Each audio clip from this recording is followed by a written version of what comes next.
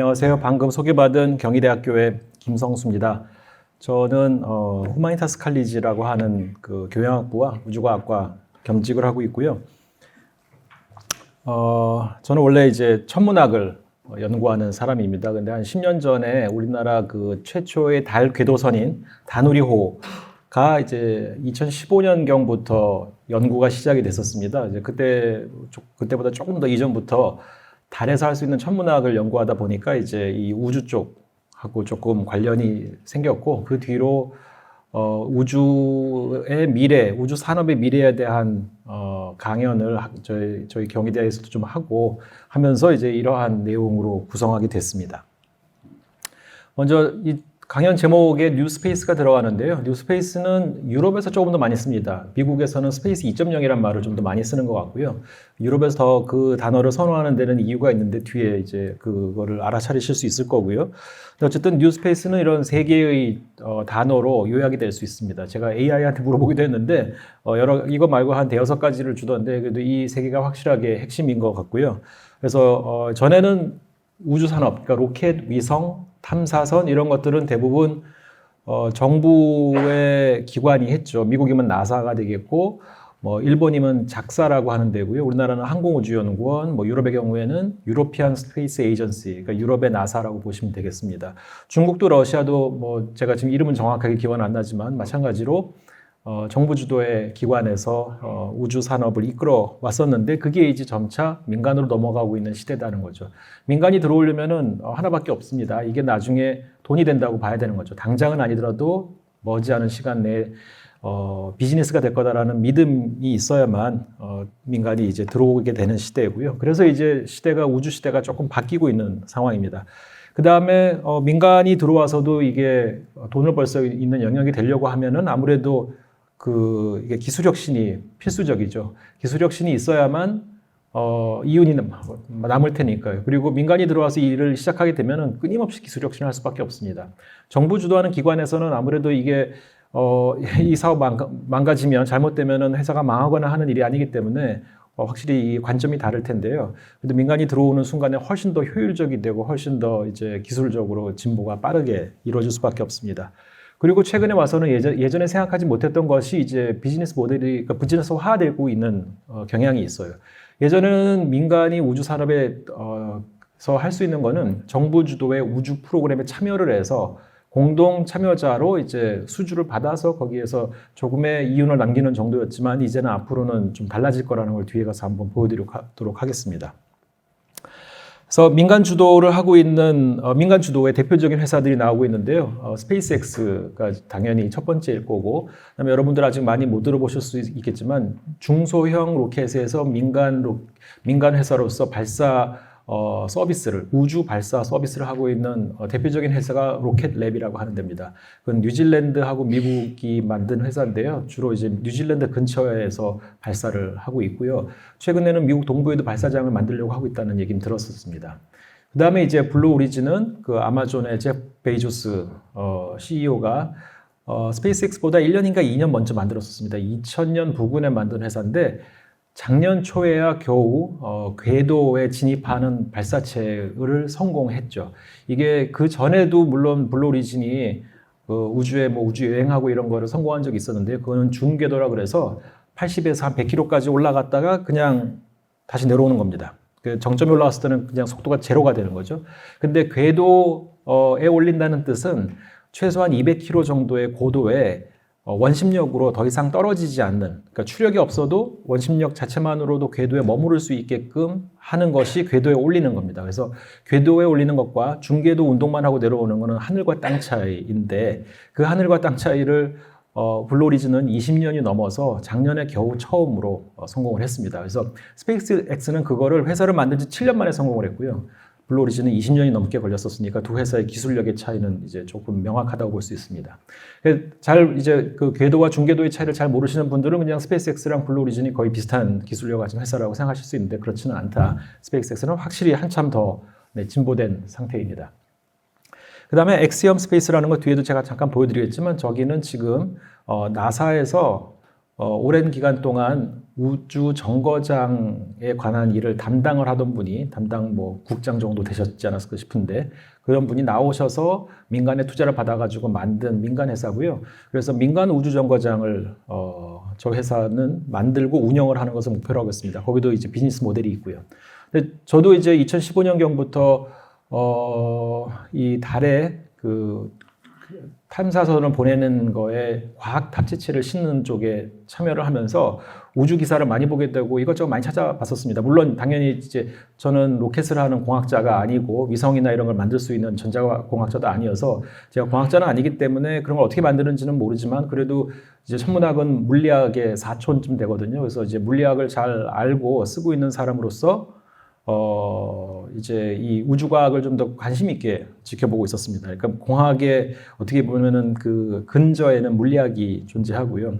저는 이제 물리학을 하는 사람이니까 이런 것들을 어떻게 이렇게 무거운 거를 우주에 올릴 수 있을까? 위성을 어떻게 궤도를 변경할까? 이제 이런 것들을 좀 관심 있게 봤었고 그러면서 스페이스X라는 회사가 정말 대단한 회사라는 걸 그때 알았죠. 왜냐면 스페이스X가 일단 로켓의 일단 부분을 수직 재착륙을 처음 시킨 게 2015년 경이었었어요. 그러면서 이제 그건 진짜 천지개벽이 일어난 일이었었죠. 그러고서는 그 뒤에 계속 우주 기술의 발전에 관심을 가졌는데 엑시엄 스페이스라는 회사가 이제는 우주정거장으로 자기가 민간 회사가 운영을 하고 돈을 남기겠다고 이윤을 남기겠다고 선언한 순간에 저도 그 전에 스페이스X의 성공을 그렇게 보고 놀라웠던 입장에서도 엑시엄 스페이스의 등장은 정말로 그냥 소름이 돋았습니다. 이게 이제 드디어 되는구나. 이제 우주 산업이 여기까지 왔구나 하는 느낌이 들었습니다. 우주정거장은요, 미국도 처음에 할 때, 의회에다가 충분히 설득하기 힘드니까 왜 이런 걸 미국이 해야 되는지를. 그래서 혼자 못하고 러시아하고 같이 했었습니다.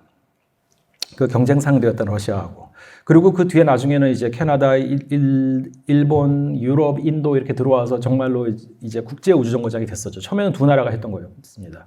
그러다가 그 뒤에 우주정거장은 중국은 또 워낙에 덩치도 크고 돈도 많고 엄청나게 우주에 투자하고 있기 때문에 혼자서 했죠. 천궁이라는 이름으로, 물론 발음은 중국 발음이겠지만, 그래서 텐궁이었던 것 같습니다. 좀 더 정확한 발음은. 근데 그렇게 이제 국가 주도의 이 우주정거장만 보다가 그것도 이제 미국도 혼자 안 하고 여러 나라랑 같이 한 그 우주정거장을 한 회사가 개인은 아니지만 민간 회사가 하겠다는 걸 보고서는 이제 진짜 시대가 변하고 있구나 하는 걸 또 느끼게 됐었습니다. 그럼 기술 혁신은 어떤 것들이 있어 왔냐면은 일단은 수직 착륙을 통해서 재사용을 하는 건데요. 사실 재사용은 처음은 아닙니다. 우주 왕복선이 80년대 개발해서 이제 90년대부터 본격적으로 쓰였고 2008년인가까지 이제 쓰이다가 이제 그 다음에는 이제 중지를 시켰죠. 왜냐하면 두 번의 인명사고도 있었고요. 근데 인명사고가 있지 않았다 하더라도 너무 비용이 많이 들었었습니다. 우주 왕복선은 왕복을 해서 재사용을 한다는 목표는 좋았는데 이거를 수평 착륙을 시킬 수밖에 없었습니다. 그 시절에는. 이걸 80년대부터 개발을 했었는데요. 80년대 기술로는 수직 재착륙은 불가능했고 수평 착륙을 시키려다 보니까 날개가 필요했습니다. 엄청나게 큰 수평 날개와 뒤에 꼬리 날개, 수직 날개가 필요해서 이게 무게를 너무 가중시켰고 이러다 보니 60년대의 아폴로 시절에 달에 가는 데 쓰였던 세턴보다도 킬로그램을 우주에 올리는 데 필요한 비용이 10배가 더 들었습니다. 한 10년, 20년 뒤에 나왔던 우주왕복선이 그 전 세대 것보다 60년대 로켓보다 10배 이상이 더 돈이 들었죠. 그거를 이제 2000년대까지 질질 끌고 오면서 더 이상 이거는 운영을 하는 게 의미가 없다고 생각을 해서 나사가 어떤 결정을 내리냐면은 미국 내에 있는 회사들한테 돈을 줘가지고 너네가 로켓 개발을 해라라고 했었고요. 그 중에 이제 2006년에 처음 한 거 같고 그 다음에 2010년경에 하고 한 4, 5년마다 한 번씩 그런 프로그램 만들어가지고 계속 미국 내에 있는 회사들한테 지원을 했습니다. 그러니까 계약을 하는 거죠. 근데 계약을 상대방이 못 지켜도 뭐 페널티를 물리진 않았어요. 왜냐하면 그 미국 내의 로켓이나 이런 우주선을 만드는 회사를 육성하기 위한 프로그램이기 때문에 뭐 안 되면 할 수 없지라는 개념으로 한 3, 4회사를 계속 주기적으로 돈을 줬었는데 스페이스X가 매번 받았던 데고요. 스페이스X는 매번 계약을 지켰었습니다. 그것도 계약 기간보다 더 빨리 하거나 아니면 더 많은 양을 배달을 했었었죠. 그래서 스페이스X는 그렇게 정부, 나사의 지원을, 뭐 일방적인 지원은 아니죠. 계약이니까 이제 돈 받고 그거에 맞는 그 의무를 다한 거긴 한데요. 그러면서 이제 계속 커왔는데 어쨌든 이 스페이스X가 수직 착륙을 2015년경에 성공을 하면서 그때부터 이제 획기적으로 비용 절감이 되기 시작합니다. 그 얘기 다시 뒤에서 잠깐 보여드리겠고요. 그 다음에 이제 메탄 엔진을 요즘에는 이제 대세로 옮겨가고 있습니다. 예전에는 그 수소를 연료로 쓰거나 아니면은 등유를 썼었죠. 등유를 아주 정제를 해서 이제 영어로는 등유가 케로신이지 않습니까? 그거를 아주 정제를 하면 항공유가 되고요. 더 정제를 하면 이제 로켓의 연료가 됩니다. 근데 그렇게 수소나 메탄, 등유를 쓰던 거를 최근에 와가지고 메탄을 썼는데 메탄은 좀 더 까다로웠습니다. 이걸 연료로 해서 그 메탄용 엔진을 만드는 건 조금 힘들어서 초기에는 안 썼고 이제 최근에 와서 쓰게 되는 건데 근데 이 메탄 엔진을 쓰면은 장점은 재사용할 때 유리합니다. 왜냐하면 메탄은 그 탄소가 상대적으로 수소에 비해서 상대적으로 적어서 그을음, 검댕이 이 엔진 안에 덜 생기고요. 그래서 로켓을 회수를 한 다음에 재사용을 하기 전에는 검댕을 다 떼내야 되는데 그 떼내야 되는 기간이나 비용이 훨씬 적게 듭니다. 그래서 거의 그냥 착륙을 시킨 다음에 며칠이나 뭐 몇 주 안 돼가지고 재사용을 할 수 있을 정도가 됩니다. 그리고 또 하나는 화성에 갔다가 돌아오는 그런 로켓을 만들어야 되면 화성에서 현지에서 연료를 조달할 필요가 있습니다. 거기 조달이 못하면 결국 연료를 다 들고 가야 되는데요. 그러니까 거기서 조달할 수 있으면 연료를 덜 들고 가도 되니까 오는 편에 연료를 덜 들고 가도 되니까 이제 비용이 절감되죠. 근데 화성에서는 화성의 대기가 대부분 이산화탄소고요. 이산화탄소로 포집을 해서 메탄으로 바꾸는 기술은 지구상에서는 아주 뭐 어렵진 않습니다. 아주 쉽다고 얘기할 수는 없지만 어렵진 않은데 이제 화성에서 하는 건 조금 더 까다롭죠. 근데 최근에 가가지고 그런 탐사선들이 그런 실험들을 해서 이산화탄소를 메탄으로 충분히 바꿀 수 있겠다라고 이제 판정이 됐고요. 그러면 그렇게 메탄으로 바꾼 거를 연료로 써가지고 이제 지구로 돌아올 수 있게 되죠. 우리가 탐사선을 보낼 때는 돌아오는 로켓을 보낼 필요는 없습니다. 그 탐사선을 회수할 필요는 없으니까요. 근데 사람을 보낼 때는 당연히 돌아오는 편도가 있어야, 그러니까 복편이 있어야 되겠죠. 그래서 돌아오게 하려면은 장기적으로 봐서는 메탄 엔진이 이제 필수적일 것이다. 당장은 아니지만 당장 그 화성에 있는 희박한 이산화탄소 대기를 어마어마한 양을 메탄으로 바꾸는 거는 당장은 불가능할 텐데요. 언젠가는 앞으로 가능할 거라고 생각됩니다. 다음 마지막으로 궤도급유인데 궤도급유가 뭐냐면은 그 지구 저궤도 또는 저궤도에서 정지궤도를 잇는 전이궤도 에다가 미리 연료 탱크를 보내놓습니다. 탱크로 먼저 올려놓고 그 다음에 이제 연료를 거기다가 여러 번 로켓을 보내서 연료를 꽉 채우고 그러면 이제 진짜로 멀리 갈 로켓을 그 다음에 궤도에 올려서는 그 연료 탱크에서부터 재급유를 받아서 왜냐하면 이 로켓은 올라가는 동안에 상당한 거의 대부분의 사실은 80~90% 이상의 연료를 다 쓰고 올라가기 때문에 그 다음에 넘겨받아가지고 더 멀리까지 연료를 꽉 채운 상태로 뭐 달을 가든 화성을 가든 소행성을 갈 수 있게 됩니다. 그래서 이 처음 두 개는 지금 거의 다 완성됐고요. 뭐 수직 착륙은 이미 완성됐고 기술이 그다음 메탄 엔진도 거의 완성이 됐다고 봐야 되고요. 궤도 급유는 원리적으로는 그렇게 까다로운 기술은 아닙니다. 사실 이미 지금 450km에 있는 국제우주정거장에는 꾸준히 연속적으로 연료를 갖다 보급을 해야 돼요. 왜냐하면 그 450km 궤도를 유지하기 위해서는 연료가 조금씩 필요한데 그건 지금도 계속 공급을 하고 있기 때문에 우주 궤도에서 연료를 넘기는 거는 아주 어려운 일은 아니지만 그래도 상당한 양을 빠른 시간 안에 안전하게 옮기는 데는 여전히 아직은 숙제가 좀 있는 걸로 보이고요. 근데 몇 년 안에 아마 여러분들은 분명히 궤도에서 연료를 재급유했다라는 뉴스를 들으시게 될 겁니다. 그래서 이런 기술 혁신들 때문에 특히나 이제 뉴스페이스 시대가 더 빨리 다가오고 있다 이렇게 보시면 될 것 같습니다.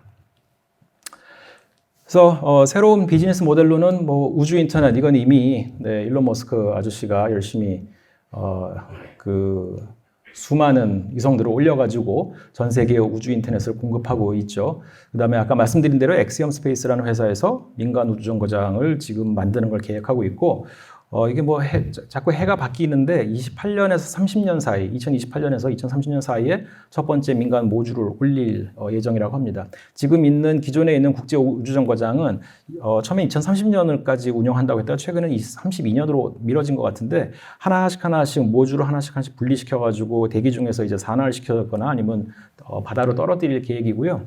그래서 일부 기존에 있는 국제우주정거장의 기존 모듈들은 떨어뜨리고 이제 새 것이 올라가서 하나하나 붙이고 결국에는 그 국제우주정거장 옛날 게 다 엑시엄 스페이스 걸로 이제 바뀔 예정이긴 합니다.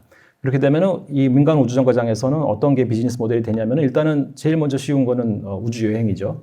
이미 최근 3, 4년 동안에 엑시엄 스페이스에서는 그렇게 공개가 잘 되진 않았지만 한 6, 7팀이 올라간 걸로 알고 있습니다. 근데 한 번에 갈 때 한 사람당, 그러니까 좌석 하나당 700억 원, 우리 돈으로는 700억 원 정도의 돈을 부과를 했다고 알려지고 있습니다. 근데 앞으로는 점점 떨어지겠죠. 그 다음에 우주 태양광 발전은 지상에서는 밤에는 태양광 발전이 안 되고 날씨가 안 좋아도 안 좋고 먼지가 쌓이면 그걸 좀 털어줘야 되고 뭐 이런 일들이 있습니다. 또 날씨의 영향을 받으니까 수명도 좀 짧을 거고요. 근데 이거를 궤도에다가 태양광을 올리면은 거기서 발전을 하면은 훨씬 더 효율은 좋죠. 근데 단 문제는 그 만들어진 에너지를, 전기 에너지를 어떻게 지상으로 전달할 것이냐는 건데, 이거는 지금은 그 마이크로웨이브로 송출하는 거를 연구를 열심히 하고 있습니다. 마이크로웨이브 보내는 기술 자체는 뭐 이미 확보돼 있지만 어떻게 효율을 높이냐가 문제입니다.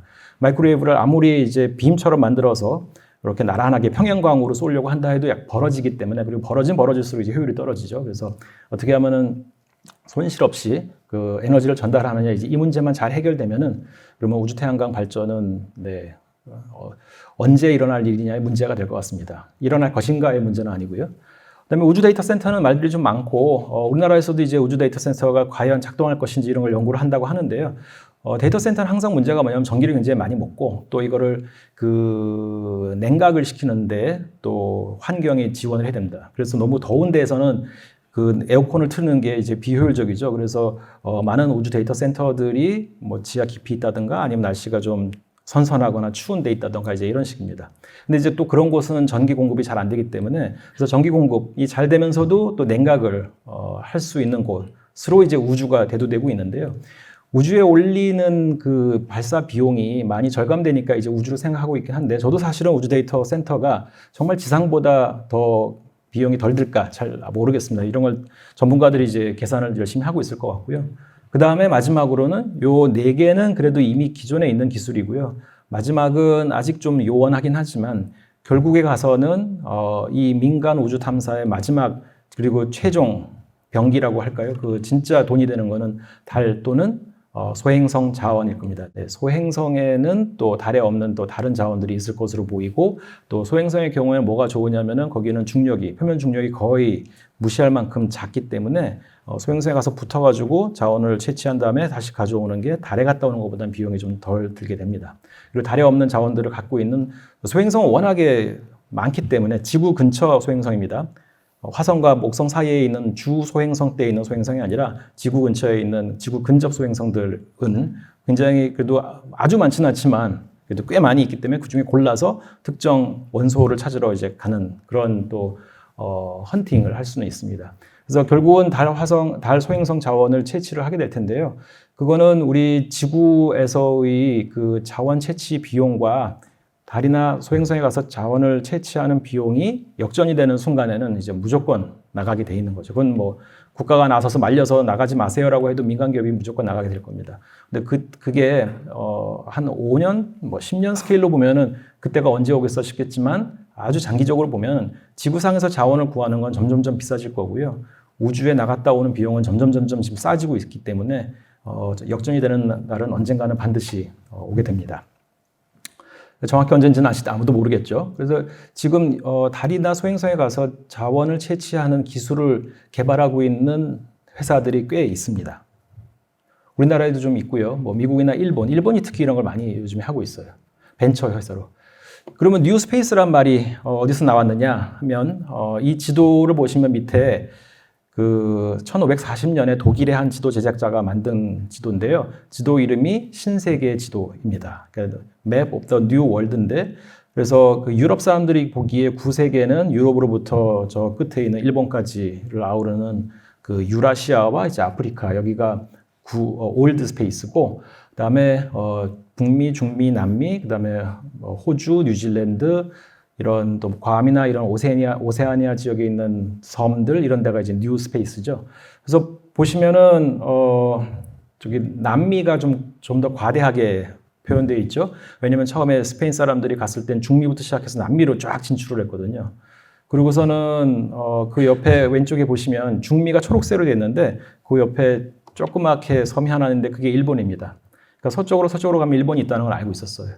그리고 그 일본보다 조금 더 왼쪽 위에 있는 붉은색으로 된 지역이 거기가 이제 중국이고 좀 더 가면 인도가 됩니다. 그러니까 이제 구형으로 돼 있다는 거는 알고 있었는데 이제 이 평평한 지도에 어떻게 그려야 될지 잘 몰라서 좀 이상하게 돼 있긴 한데 이미 그 1540년에는 세계의 반대쪽이 이렇게 구성되어 있다는 걸 알고 있었죠. 근데 어쨌든 이제 유럽 사람들이 뉴 월드라고 불렀는데 이제 이 그 망망대해를 건너서 신대륙에 가서 새로운 뭐 동물, 식물부터 해서 광물부터 해서 많은 것들을 수입하고 또 그쪽으로 수출도 하고 했죠. 그러면서 그 이 대항해 시대 1400 한 20년, 30년부터 시작됐다고 봐야 되는데요. 그 포르투갈이 아프리카 남쪽을 통해 가지고 인도로 가는 길을 발굴해내려고 노력하기 시작한 게 1420년대거든요. 그리고 결국 1490년 마지막에 이제 성공을 했고 또 비슷한 시기에 콜럼버스가 스페인에 가서 돈이 아니라 배 세 척을 빌려서 이제 중미를 발견하게 된 것도 1492년이니까 다 비슷한 때긴 한데요. 어쨌든 그 15세기에 시작된 대항해 시대 때 그 망망대해는 정말 죽을 각오로 하고 가야 되는데 그게 지금은 당연히 그 우주의 그 공간, 우주도 우리가 왜 우주선이라고 해서 배선자를 쓰고 뭐 망망대해란 말도 가끔은 우주를 빗대어서 쓰기도 하는데 그래서 그렇게 지구를 떠나가지고 달을 가거나 소행성을 가거나 화성을 가는 거는 그 옛날 시대의 대항해 시대에 새로운 섬과 새로운 뭐 미지의 세계를 찾으러 가는 거랑 비슷하게 볼 수 있습니다. 그래서 유럽 사람들은 그 뉴월드라는 단어에 대해서 이제 자부심을 좀 갖고 있고 지금 새로 바뀌고 있는 우주 시대도 뉴 스페이스 시대라고 말하려고들 하고 있죠. 그래서 다시 한번 유럽이 주름을 잡고 싶어 하긴 할 텐데요. 이제는 그렇게 만만치는 않은 게 중국의 등장입니다. 그건 뒤에서 좀 더 다시 말씀드리겠고요. 그래서 바로 여기 오다 보니까 앞에 또 신세계 백화점이 있던데 신세계 백화점이 딱 그거잖아요. 뉴월드의 한자어가 이제 신세계니까 네. 한국은행 강의에서 이제 이 얘기를 할 줄은 제가 몰랐는데 제가 어디 가든 항상 SSG 아시죠? 뭐 어떤 사람은 그걸 야구단으로 인식할 거고 어떤 사람은 뭐 웹카머스라 그러나요? 아무튼 인터넷 상거래 하는 데고 어떤 사람한테는 그냥 아주 옛날부터 있던 백화점인데 바로 그 백화점 앞에 와가지고 제가 이 말씀을 드리게 됐네요. 이게 이제 그 예전부터 있던 기원전부터 있던 실크로드, 그러니까 동양에서 서양으로 문물이 그 물건들이 전달되는 그 경로였죠. 빨간색이 이제 육로고 파란색이 해로입니다. 근데 이 해상 실크로드는 많이 알려져 있지는 않지만 이것도 굉장히 옛날부터 있었고요. 전 세계에서 이건 아직 검증되지는 않았지만 많은 사람들이 역풍항해를 처음으로 한 곳이 어디라고 생각하냐면 동남아시아입니다. 동남아시아를 보시면 거기에 파란색 줄이 많죠. 근데 동남아시아에서는 그 거친 바다를 아주 먼 바다, 대양은 아니지만 그래도 꽤 먼 거리에 그 물살도 굉장히 빠르고 바람도 많이 부는 지역을 건너가야 될 필요가 훨씬 더 있었습니다. 그 연결된 이 대륙에 유라시아 대륙에 살던 사람들은 바다는 그냥 옵션이었지만 이 섬나라에 살던 사람들은 옆 섬에 가서 뭘 가져오고 서로 물물 교환을 하고 뭘 사고 팔고 하는 게 굉장히 중요한 생존 수단 중에 하나였었기 때문에 그 사람들은 어쨌든 바람이 내가 가고 싶은 방향과 반대 방향으로 부는 때에도 즉 역풍 항해를 할 필요가 더 있었었고요. 그래서 그 동네에서 역풍 항해 기술이 먼저 이제 생겼다고 보는 건 아주 뭐 잘못된 그런 추측은 아닐 겁니다. 그래서 거기서 만들어진 역풍항해 기술이 점점 서쪽으로 가서 그게 결국 15세기, 14세기에 서유럽에 전달이 되고 그게 이제 포르투갈, 이베리아 반도죠. 포르투갈이나 스페인 이런 데 되고 거기서 이제 역풍항해를 더 먼 바다를 이제 가기 시작한 거는 뭐 우연은 당연히 아닐 겁니다. 근데 여기 지도에서 보시면은 이 파란색 선 중에 제일 왼쪽에 있는 지중해에서의 해로는 다 이태리의 해상들, 바다 상인들이 완전히 장악을 하고 있었고 그래서 그 당시 유럽에서 제일 잘 사는 데는 당연히 이태리였었고요. 이태리는 그 도시국가 형태였었기 때문에 지금 같은 하나의 나라인 거는 200년밖에 안 됩니다. 그러니까 이태리 사람들한테는 도시가 훨씬 더 우선이었고 나라는 굉장히 뒤에 생긴 개념이었었죠. 그건 아마 그 워낙에 그 도시별로 다들 잘 사는 그 해상들이 장악을 하고 있었기 때문에 그것도 아마 이유 중에 하나일 것 같은데요. 근데 어쨌든 그래서 이 동양에서 오는 무슨 뭐 비단부터 해서 약재나 아니면은 향신료나 뭐 도자기나 이런 것들이 유럽에 전달될 때 마지막에 그 물건의 향방을 쥐고 있었던 거는 이태리 상인들이었었고요. 그 다음에 이태리 상인을 통해 가지고 유럽에 있는 국가들이 그 물건을 받을 때는 더 마진이 붙은 거죠. 한참 붙습니다. 대부분 이 향신료 같은 건 동남아시아에서 왔는데 동남아시아의 상인들은 인도에 또 배 타는 사람한테 넘겼고 인도는 다시 아랍에 넘겼죠. 그러면 아랍에서는 저 이집트에서는 이제 대상 무역이라고 그러죠. 낙타 등에다가 보찜을 싸고서는 그 낙타가 한 100마리 이상의 이렇게 행렬로 갑니다. 왜냐하면 거기 도적대가 많아서 아라비안 나이트 그 도적대들 만나는 거를 대처하려고 이제 무리를 지어가지고 갔는데 그걸 대상 무역이라고 했고요. 그걸 통해서 육로를 거친 다음에 지중해에서 이제 다시 유럽으로 들어갔는데 이태리 사람들이 제일 먼저 받아가지고는 그거를 동쪽에서 제일 먼 나라일수록 더 많은 그러니까 더 비싼 금액에 살 수 있었겠죠. 그런 나라들이 어디냐면은 포르투갈이나 프랑스나 영국이나 네덜란드 이런 나라들이었습니다. 그러니까 그 나라들은 불만이 많았었어요. 이태리들이 너무 이제 마진을 많이 남기고 우린 비싸게 사야 되니까. 그래서 포르투갈하고 스페인이 대양 진출을 다른 나라보다 먼저 하게 된 그 이유가 있습니다. 자기들은 더 대양에 가까웠죠. 프랑스나 영국보다 네덜란드보다. 그러면서 또 불만도 많았고 이제 그런 다 연유가 있습니다. 그래서 스페인과 포르투갈이 이 대양 항해를 성공한 다음에 한 100년에서 150년 동안은 이제 전 세계에 이제 무역을 장악을 했죠. 파란색으로 된 게 포르투갈 배들이 많이 간 데고 하얀색으로 된 데가 이제 스페인 배인데요. 재밌게도 저 제일 오른쪽 끝에 있는 빨간 점이 나가사키인데 짬뽕으로 유명한 데죠. 나가사키인데 저기에는 포르투갈 사람들과 스페인 사람들이 다 갔었습니다. 포르투갈 사람들은 일단 동아시아는 자기 거라고 생각하고 거기서 막 누볐고요. 그다음에 스페인 사람들은 중미 남미를 장악을 한 다음에 그 중미 남미의 서해 쪽에서 그러니까 태평양 쪽이죠. 태평양 쪽에서 배를 타고서는 이제 섬들을 막 찾아다니기 시작했어요. 그러면서 뭐 괌도 그때 먼저 발견한 거고 그 다음에는 이제 필리핀 도착해가지고 거기도 이제 스페인화 했었었죠. 그러고서는 걔네들이 다시 돌아오려면 그 해류를 타고 돌아오려면 결국은 그 대만을 동쪽으로 스쳐서 구로시오 해류를 타고 일본의 그 규슈의 남쪽을 통해서 이제 태평양으로 나가게 됩니다. 그래서 특히 그 나가사키가 있는 그 지역은 포르투갈 사람들이 제일 동쪽 끝까지 가는 곳이기도 하고 스페인 사람들이 괌이나 필리핀에서 다시 이제 뉴 스페인인 중미로 돌아가기 위해 필수로 거쳐야 되는 데였고요. 그러다 보니 일본은 굉장히 빠른 시점에 포르투갈과 스페인 사람들을 만났었습니다. 중국도 굉장히 오랫동안 쇄국을 했잖아요. 우리나라 조선시대 마지막까지 쇄국을 한 거는 만큼이나 중국도 못지않게 이 대항해 시대를 딱 성벽을 만들어 놓고 너네들 들어오지만 했고 들어오려고 해도 몇 군데만 조금 내줬죠. 처음에는 마카오를 포르투갈에 내줘서 그 다음에 나중에 이제 영국한테는 홍콩을 내주고 뭐 중간중간에 가끔은 상해나 이런 데 열기도 했지만 굉장히 제한적으로만 그 무역을 허용을 했었습니다. 그리고 우리나라는 조선시대였는데 조선은 관심이 없었어요. 그러니까 포르투갈과 스페인이 둘 다 조선에 크게 관심이 없었습니다. 그냥 중국하고 비슷하다. 어차피 중국에서 얻는 거, 그러니까 중국에서 못 얻는 거 한국에서 얻을 수 있는 게 없다. 그러니 중국에서 제한된 무역이지만 여기서 회피하고 중국에서 못 얻는 건 일본 가자. 그래서 일본에 가서 엄청나게 많이 무역을 했었습니다. 또 일본 사람들이 그걸 정확하게 간파를 하고서는 자기들이 중국에 가서 떼오는 건 문제가 없었거든요. 중국이 일본하고의 무역을 막지 않았으니까. 그러니까 일본 사람들이 가서 중국에서 떼오면은 그걸 또 포르투갈이나 스페인 사람들이 그걸 얻어가지고 또 본국에 가서 팔고 했었습니다. 그래서 우리나라는 불행히도 다시 제가 일본 얘기로 돌아오겠지만 불행인지 다행인지 잘 모르겠습니다만 대항해 시대 때 가장 이 구세계 올드 월드 중에서 대항해 풍파를 안 맞은 두 나라 중에 하나였습니다. 중국은 이제 일부러 막은 거고요.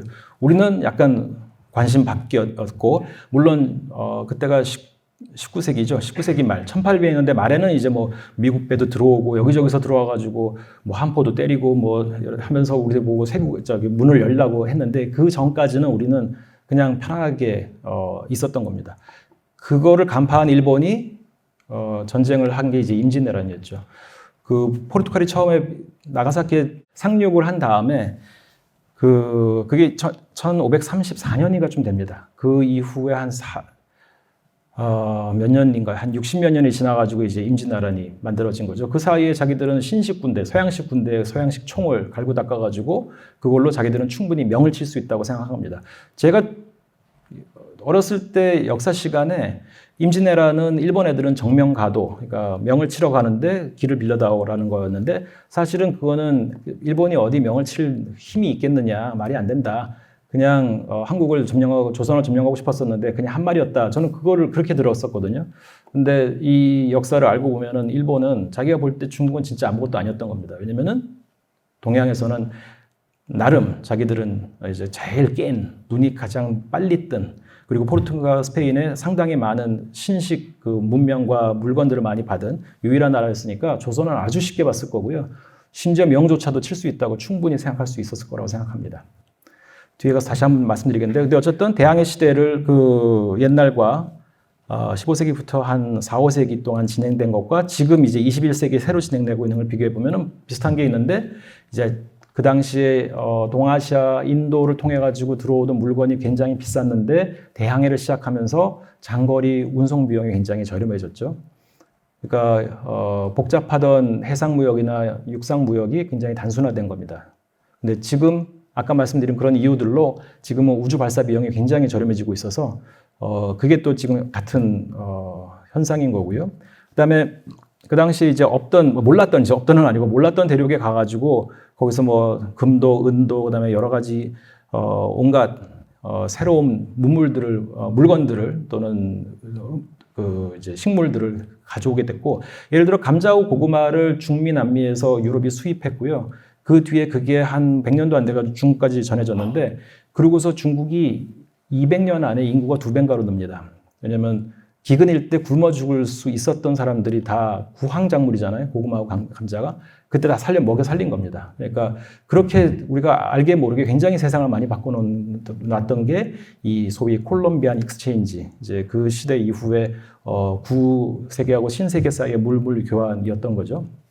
근데 어쨌든 그 신대륙 발견으로 인해 가지고 세상이 정말 확 바뀌었던 겁니다. 우리가 김치가 우리가 정말 2000년 동안 고추 먹은 것 같지만 김치가 빨개진 건 200년이 안 됐다는 게 정설인 걸로 알고 있습니다. 우리나라에 고추가 들어온 게 400~500년 전밖에 안 될 거고, 그다음에 그게 김치에 들어간 건 한 200년 전인 거 정도로 추정되고 있는데요. 심지어 이제 우리가 알고 있는 그런 전통적인 음식이라고 생각하는 김치조차도 사실은 이 신대륙 발견의 영향을 받은 겁니다. 그래서 앞으로 이제 신대륙은 당연히 달, 화성, 소행성이 될 거고요. 거기 가서 갖고 오는 게 어떠한 이득이 될지는 지금은 모릅니다.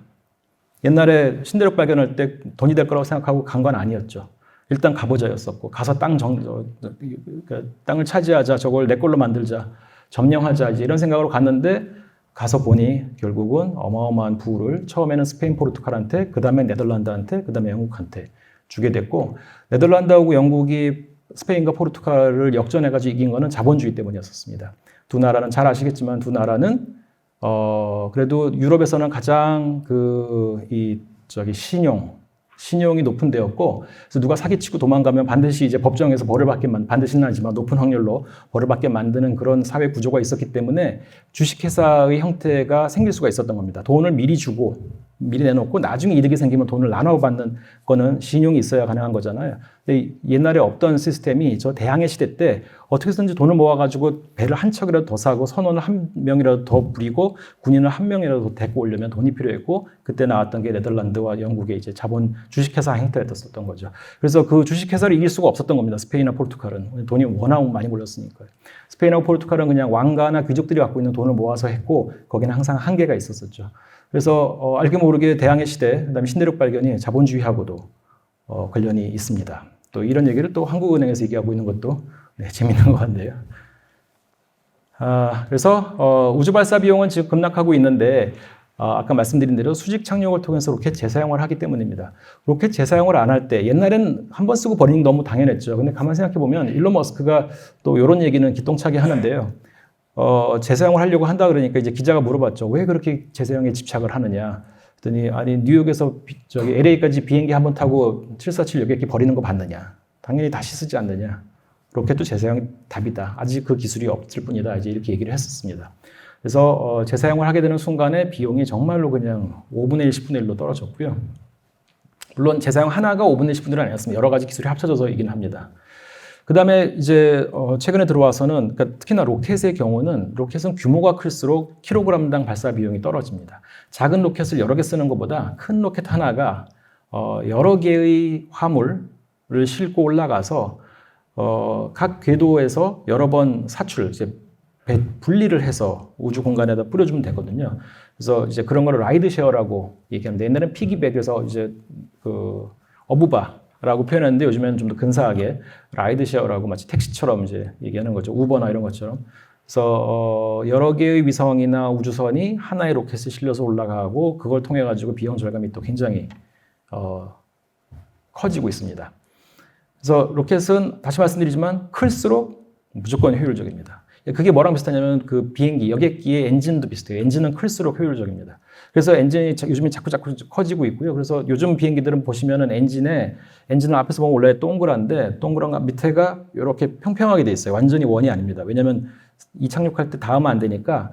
근데 엔진은 자꾸 커지다 보니까 닿을 정도로 커지니까 거기를 이제 밋밋하게 만들기도 하거든요. 그 정도로 지금 엔진이 커지고 있는데 로켓도 비슷한 개념이어서요. 큰 로켓이 훨씬 더 효율적입니다. 그래서 일론 머스크가 스페이스X의 비행기란다. 다음번 로켓인 스타쉽도 어마어마한 대형이죠. 물론 스타쉽 진짜 목적은 속내는 이제 화성에 사람을 보내는 게 속내였지만 어쨌든 로켓은 대형화가 될수록 확실하게 효율적이 됩니다.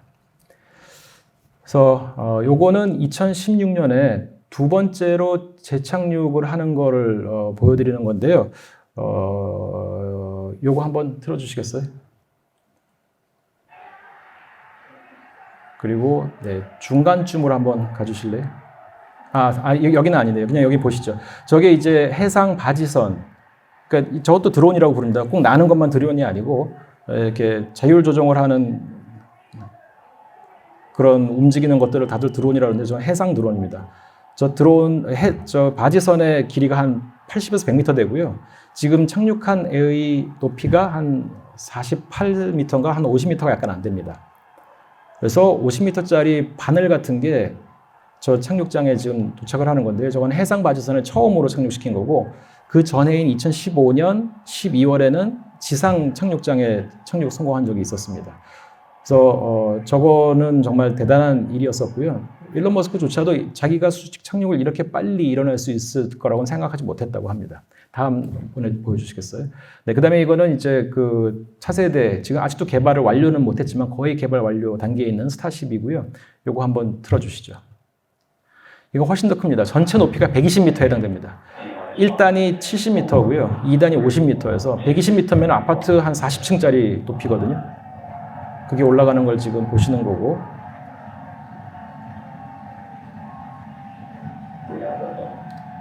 워낙 커서 그런지 속도가 좀 더 느린 것 같죠. 이거는 1단의 상단에서 내려다보는 카메라고요. 이게 이제 외부에 있기 때문에 마이크는 없습니다. 그래서 소리가 안 나는 거고요. 이게 내려가다가 근데 이 스타쉽은 1단을 재착륙을 할 때 평평한 착륙 패드에 착륙하는 게 아니라 자기가 발사했던 발사대로 착륙을 합니다. 그래서 발사대 옆에 이렇게 찹스틱이라고 부르는 게 와가지고 얘를 잡는 거고요. 저 옆에 조그맣게 나와 있는 걸쇠 같은 데가 완벽하게 떨어집니다. 그러려면은 이 동체가 기울기라든가 이 방향, 어느 방향으로 회전하고 이제 이걸 완벽하게 맞춰야 되거든요. 정말 파인 튜닝을 해가지고 이제 잡는 거고요. 아무튼 이제는 이렇게 그 타워에서 잡을 정도로 기술이 또 진보한 겁니다.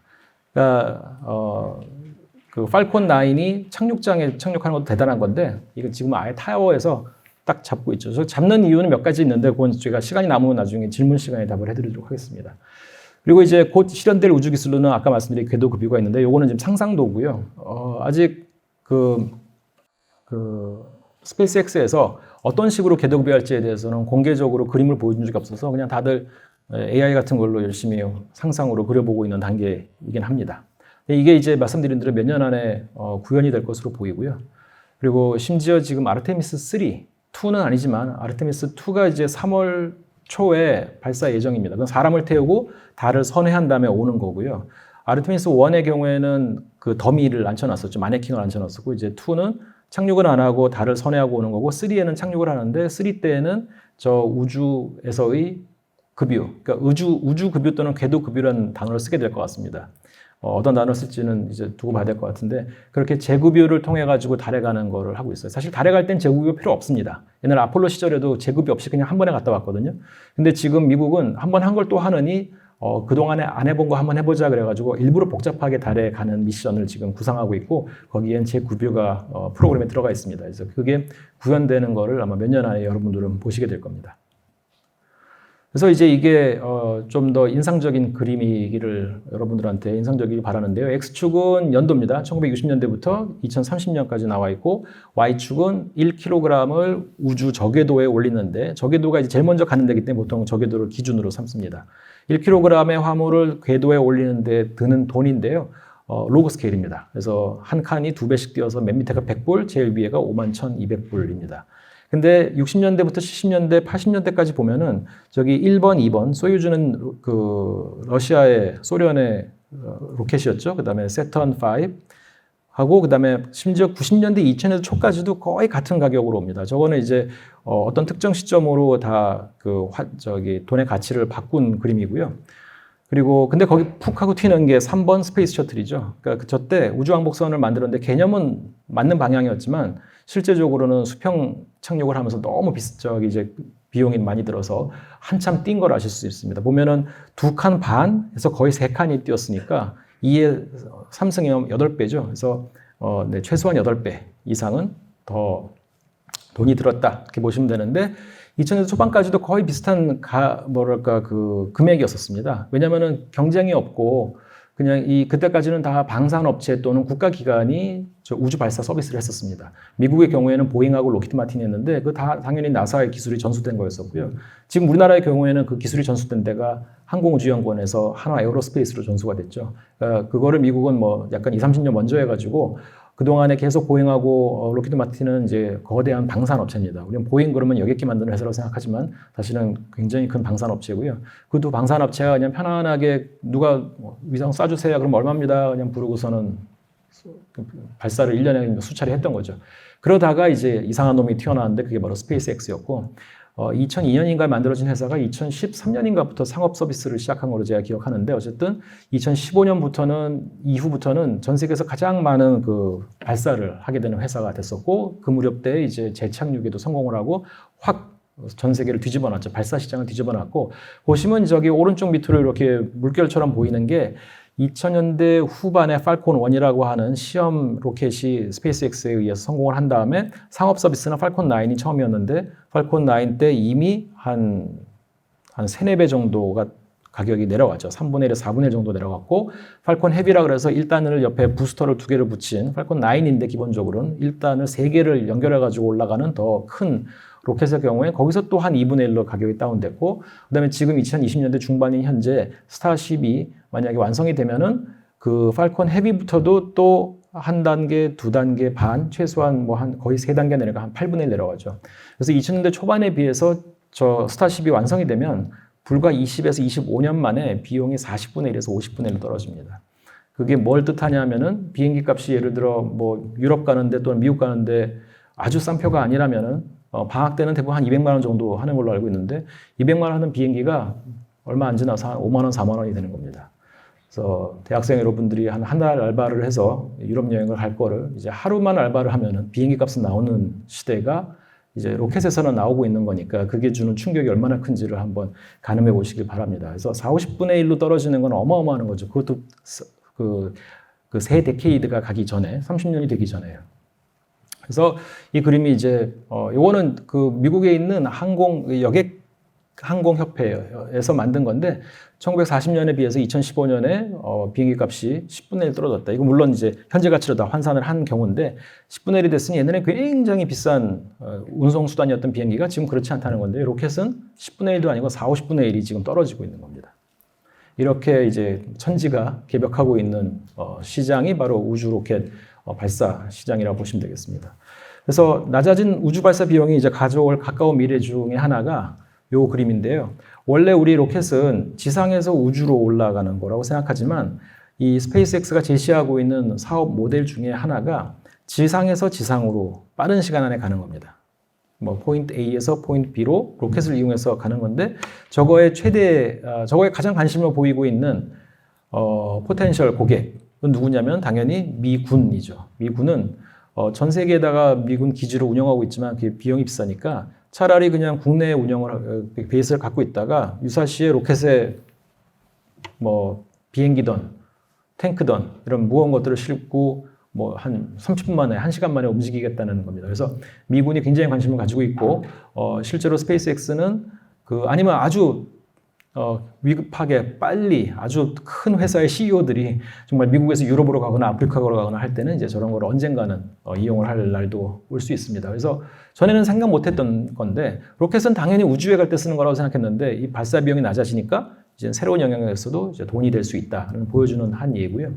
또 하나는 이거는 제가 뒤에서도 달에 가서 그럼 뭘 가져올 수 있느냐, 소행성 가서 뭘 가져올 수 있느냐 얘기할 때 말씀을 드릴 거긴 한데 달에 가서 가져와서 지구에서 또는 지구 근처에서 제일 먼저 상품화될 그 코모도티라고 해야겠죠. 그거는 아마도 물일 겁니다. 달에 있는 남극이나 북극, 근데 주로 남극을 많이 요즘 가고 있기 때문에 남극 지역에 깊지 않은 지하에 있는 얼음을 캐서 그거를 태양광 전기를 이용해 가지고 산소하고 수소로 분해를 하고 그거를 냉각을 해서 산소 탱크와 수소 탱크에 넣어 놓은 다음에 그걸 그대로 들고 지구 궤도로, 지구 저궤도나 아니면 아까 얘기한 전위 궤도라고 하는 데 갖고 오면 거기에서 재급유를 하는 연료로 팔 수가 있습니다.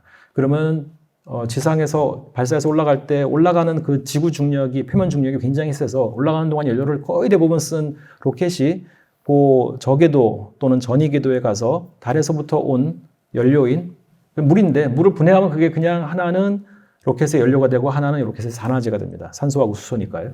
그래서 그 연료를 가지고 더 먼 곳, 뭐 화성을 갈 수도 있고 소행성을 갈 수도 있게 돼서 실제로 저 달에 있는 얼음을 녹여가지고 산소, 수소로 분해를 해서 지구로 갖고 오면 돈이 된다는 거는 어디에 있냐면은 보잉하고 로키드 마틴이 나중에 합병을 해서요 ULA라고 하는 회사를 만들었습니다.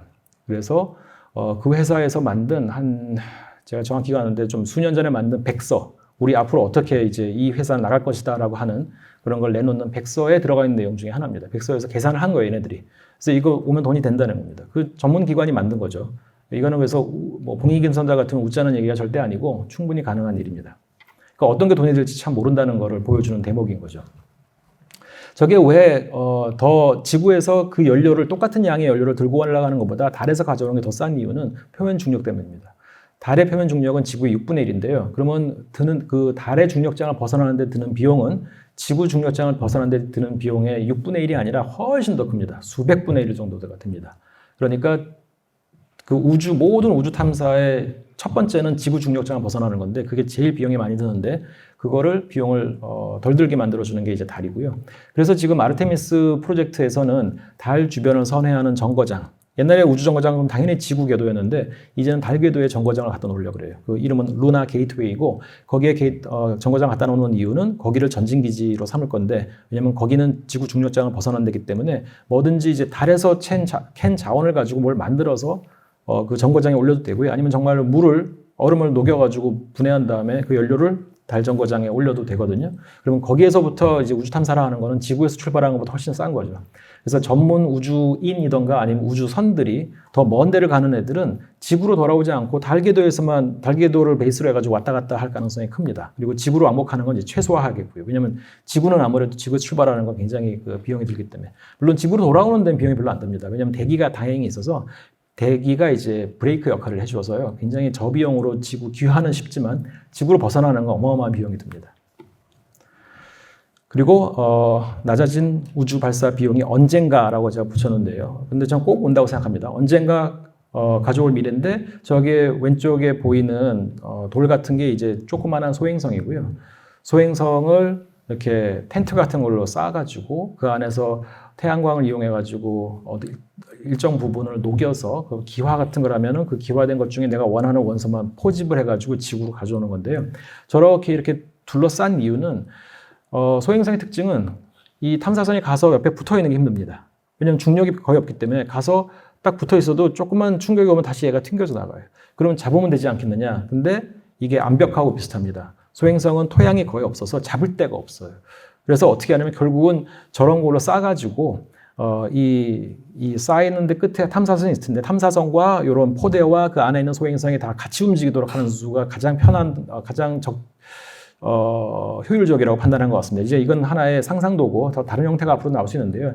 제가 본 그림 중에 이게 제일 인상적이어서 가져왔는데 어쨌든 어떤 형태로도 간에 소행성 표면에서 물질을 얻어가지고 이제 지구로 돌아오는 일들을 할 거고 아까 말씀드린 대로 지구상에서 점점점 희귀해질 그런 원소들, 뭐 히토리라든가 타이타늄이라든가 그래서 채굴 비용이 앞으로 지구에서는 계속 올라갈 텐데 아까 말씀드린 그런 우주 탐사 비용이 내려오면 당연히 이제는 소행성이나 이런 데 가서 가져오는 게 언젠가는 역전이 될 겁니다.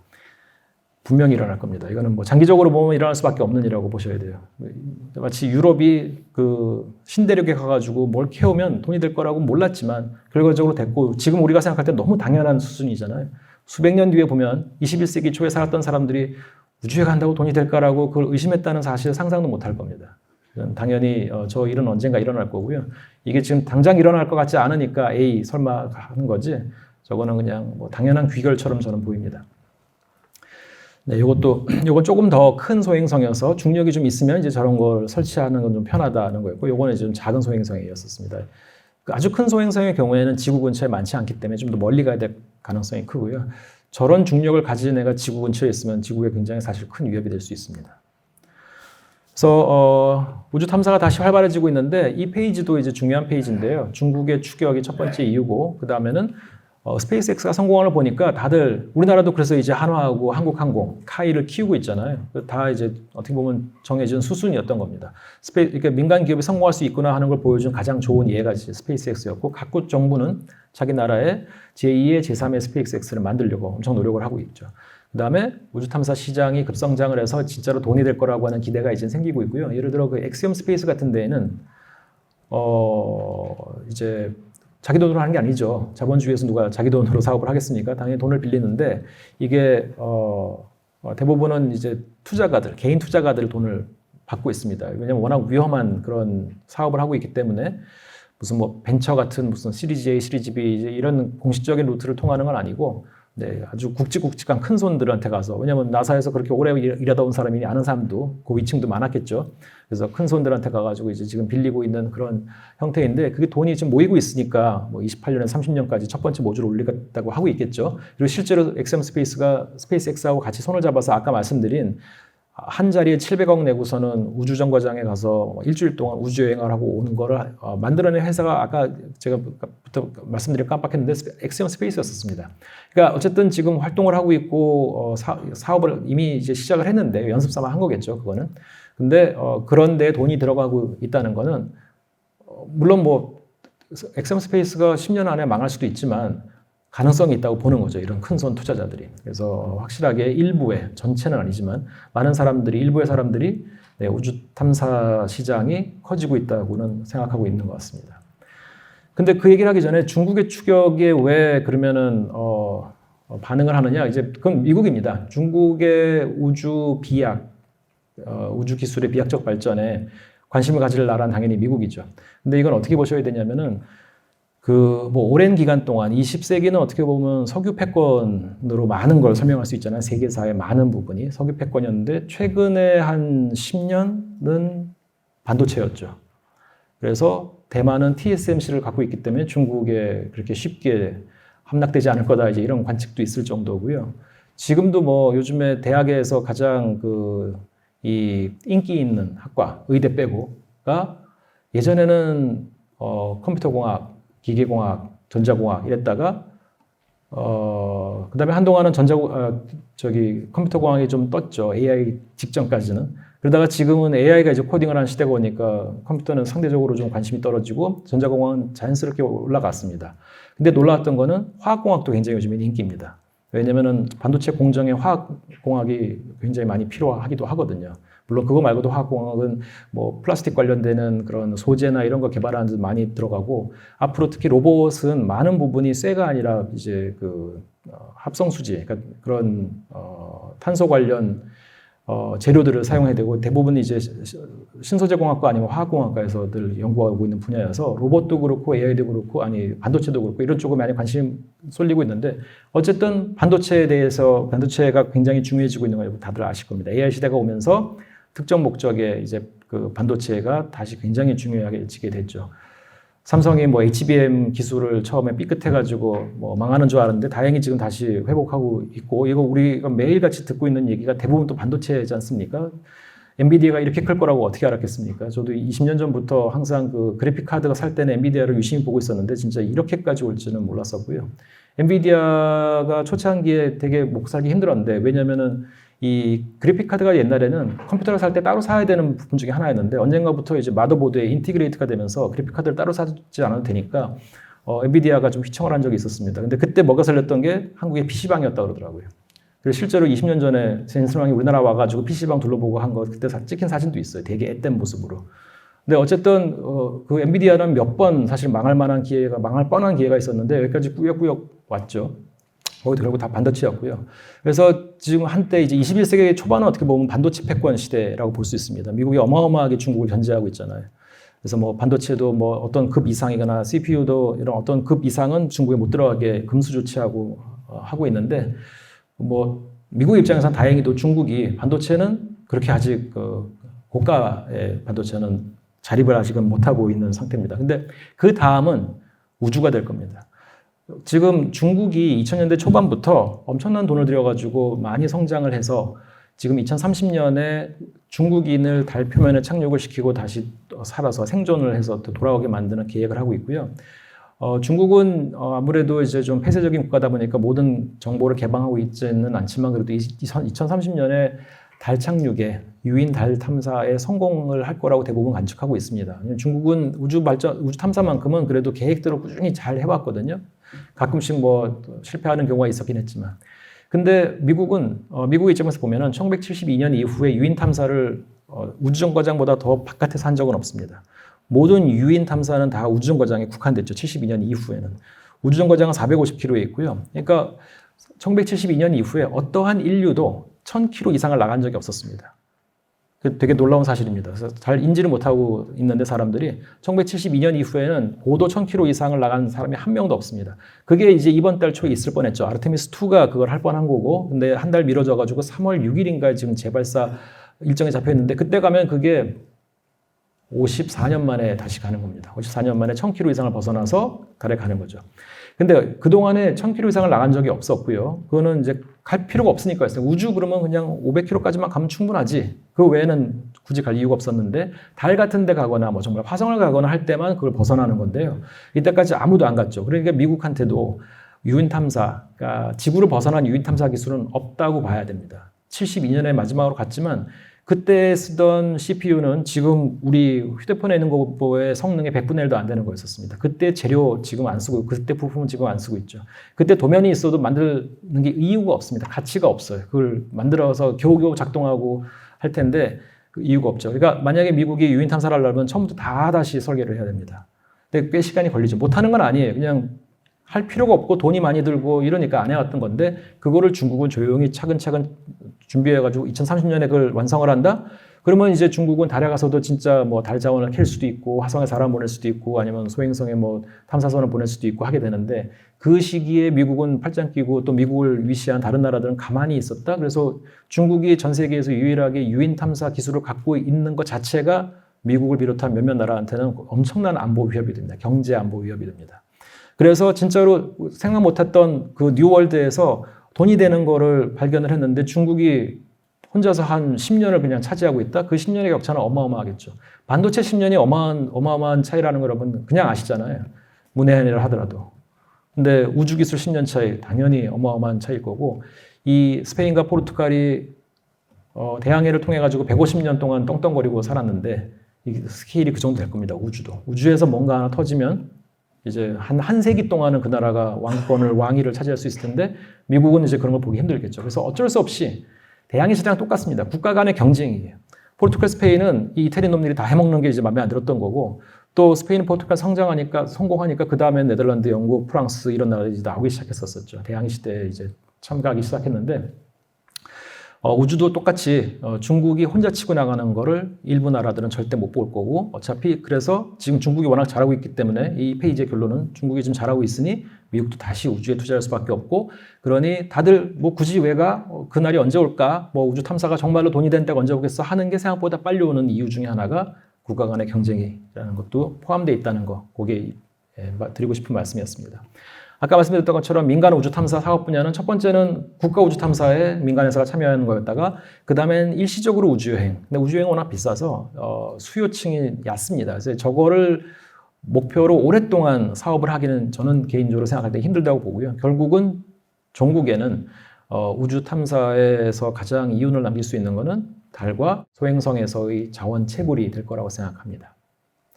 네, 여기부터는 이제 민간 우주여행 어떤 게 있는지 보여드리는 그림 가져왔는데 시간이 거의 다 돼서 그냥 넘어가겠고, 이것도 원래 스페이스X가 저 일본인 벤처 사업으로 굉장히 성공한 사람입니다. 지금 벤처가 아니라 뭐 거의 중견기업이 됐을 텐데, 그 일본의 저기도 이카머스 회사의 CEO였던 걸로 기억합니다. 저분이 이제 스페이스X에다가 나 돈 얼마 줄 테니 나 유인 우주여행을 달까지 시켜줘 해가지고 한 10년 전에 팔콘 9으로 하는 거를 계획했었는데요. 그 뒤에 스페이스X 측에서 우리 지금 스타쉽 개발하는 너무 바쁘니까 스타쉽이 완성되면 너 제일 먼저 태워줄게, 민간인으로 해가지고 그걸 몇 년을 미뤘습니다. 근데 스타쉽 개발이 늦어지면서 저 일본인 그 사업가 아저씨도 나 너 더 기다리겠다 그러고 그냥 계약을 일방적으로 파기했다고 제가 최근에 얘기 들었는데요. 그때 처음에는 팔콘 9으로 갈 때는 팔콘 9엔 타는 사람이 많아야 6명인 걸로 기억합니다. 근데 지금 스타쉽은 훨씬 더 큰 로켓이기 때문에 나중에는 100명까지 태울 수 있다고 하는데요. 초반부에는 뭐 최소한 10명을 태울 수 있다 그래서 저 일본인이 전 세계에다가 예술가들한테 나한테 네가 왜 나랑 같이 우주여행에 가야 되는지를 잘 설명하면 너 공짜로 여행시켜줄게. 그래서 10명을 뽑았고 그 중에 한 명이 빅뱅의 탑이죠. 그 일본인 아저씨 중앙에 있는 사람 바로 왼쪽에 보라색 머리가 빅뱅 탑입니다. 그래서 빅뱅 탑이 달에 공짜로 한번 갈 뻔하다가 결국은 이제 무산이 됐는데요. 어쨌든 이제 이런 여행도 한동안은 사업 영역에 들어올 거라고 생각되고요. 달 자원에서는 이제 지구에서 희귀하거나 희귀해질 수 있는 앞으로 희귀해질 원소들인데 뭐 세륨, 가돌리늄, 이트륨 등의 히토리라든가 우라늄, 그다음에 헬륨3. 그래서 달에서 가치 있는 것들은 저런 게 있을 거고요. 소행성에서는 지구에 여전히 있습니다. 지구에 없는 게 그 소행성에 있는 건 없다고 보셔야 돼요. 그래서 근데 이제 지구에서 채굴하는 비용이 더 커지냐 아니냐가 중요한 겁니다. 금, 백금, 티타늄 등의 귀금속, 또 저 밑에 있는 저런 히토리를 비롯한 뭐 심지어 구리, 은, 코발트 같은 것도 소행성에서 가져오는 게 더 저렴해질 때가 분명히 올 거고요. 이 페이지에 있는 것 중에 유일하게 지구에는 거의 없고 다른 행성이나 위성에만 있는 건 헬륨3입니다. 헬륨3는 지구상에서는 찾는 게 너무 힘듭니다. 근데 달에는 표면에 태양으로부터 날아와가지고 쌓여있는 헬륨이 어느 정도 있을 거라고 생각되고요. 지구는 그러면 왜 태양에서 오는 헬륨3가 안 쌓여야 되냐? 지구는 자기장에 의해서 태양풍이 직접 들어오는 게 막혀 있기 때문에 지구에는 거의 그 헬륨3가 들어올 수가 없고 대신에 달에는 많이 쌓여 있을 거라고 추정되고 있습니다. 화성의 경우에는 그러니까 지구에도 없고 달에도 없는 게 특별히 있을 거라고 생각되지 않고요. 화성은 또 갔다 오는데 비용이 많이 드는데 그건 멀어서가 아니라 멀어서도 있긴 하죠. 왜냐면은 내가 투자를 했는데 이걸 한 달 안에 회수를 하느냐, 3년 뒤 회수를 하느냐는 건 당연히 가치가 다르니까요. 근데 이제 근데 왔다 갔다 하는 게 멀어서 비용이 드는 건 아니고 화성에서 다시 이륙을 할 때 지구 중력의 40%거든요. 그러니까 달보다는 훨씬 더 비용이 많이 듭니다. 그래서 화성은 그렇게 매력적인 자원 탐사 대상은 아닐 거고요. 아까 말씀드린 대로 달에서 제일 먼저 채굴될 달 자원은 아마도 물일 것이다. 그래서 이제 마지막 페이지, 요약 페이지로 오면은 21세기는 제2의 대항해 시대인데 이 표에서 보시다시피 옛날에는 이제 먼 바다였던 게 지금은 심우주, 깊은 우주가 될 거고, 옛날에 그 대항해 시대에 원동력이 됐던 거는 대항용 선박, 그러니까 역풍 항해가 가능한 선박, 그다음에 또 항해술. 이 굉장히 중요했으면 지금은 저렴해진 우주 발사 비용이 그거의 원동력이 되고 있고, 그때 당시에 가져오려고 했던 거, 그래서 이윤이 됐던 거는 금노예, 노예도 이미 있었고요. 향신료, 신세계에서의 자원들이었는데 지금은 이제 지구에서는 좀 더 비싸질, 채굴하는데 비싸질 자원들이라고 보시면 되겠습니다. 그리고 아까 말씀드린 대로 스페이스의 성공 굉장히 중요한 사건이었고 중국의 약진이 또 굉장히 큰 모티베이션이 되고 있고요. 결국은 저렴해지는 우주 발사 비용이 앞으로 새로운 비즈니스를 창출할 것이다. 이렇게 생각이 됩니다. 네, 여기까지 마치겠고 감사합니다.